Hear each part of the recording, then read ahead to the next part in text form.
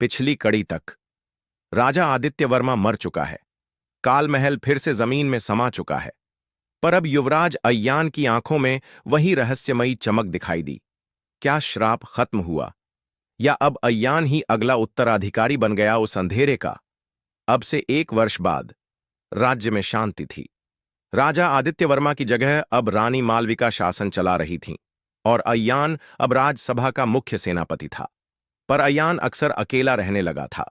वो कई बार आधी रात को नींद में संस्कृत के मंत्र बड़बड़ाता। वो कभी कभी बिना वजह खून से सनी तलवार साफ करता हुआ देखा जाता। एक रहस्य खुलता है। एक रात अय्यान ने एक गुप्त कक्ष खोला, जो काल महल के खंडहर से बचा एक पत्थर का टुकड़ा था। उसके अंदर एक पुराना ग्रंथ था।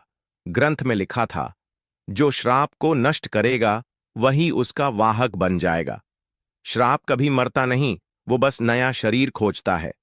अयान समझ गया, अब श्राप उसी के भीतर समा चुका है, और जब अगला चंद्र ग्रहण आएगा तब उसकी आत्मा पूरी तरह बदल जाएगी।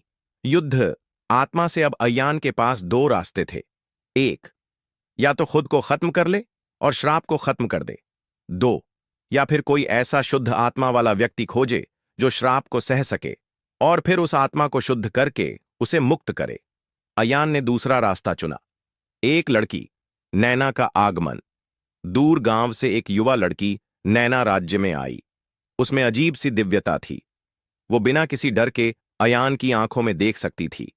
नैना को देखकर अयान की आंखों से आंसू बहने लगे। उसे महसूस हुआ, यही वो आत्मा है जो श्राप को सहन कर सकती है, लेकिन उसे दास नहीं बनने देगी। अय्यान ने अपना सारा ज्ञान, तंत्र मंत्र, ध्यान सब नैना को सिखाना शुरू किया। चंद्रग्रहण की रात अंतिम यज्ञ नदी किनारे एक यज्ञ रचा गया। अय्यान ने मंत्र पढ़े। नैना बीच में बैठी थी।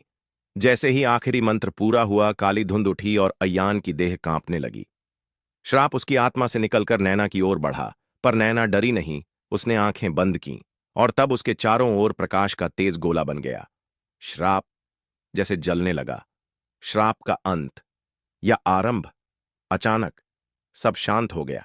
नदी का जल स्थिर, हवा बंद, और अय्यान बेहोश। जब वो जागा, नैना कहीं नहीं थी। केवल एक शब्द पत्थर पर लिखा था, मैं श्राप नहीं थी, मैं समाधान थी। और अब राज्य फिर शांत है। पर कहते हैं, कभी कभी रात को नदी किनारे एक तेज रोशनी दिखती है, जैसे कोई आत्मा अब भी पहरा दे रही हो। क्या नैना सच में गई, या अब वो श्राप की रक्षक देवी बन चुकी है?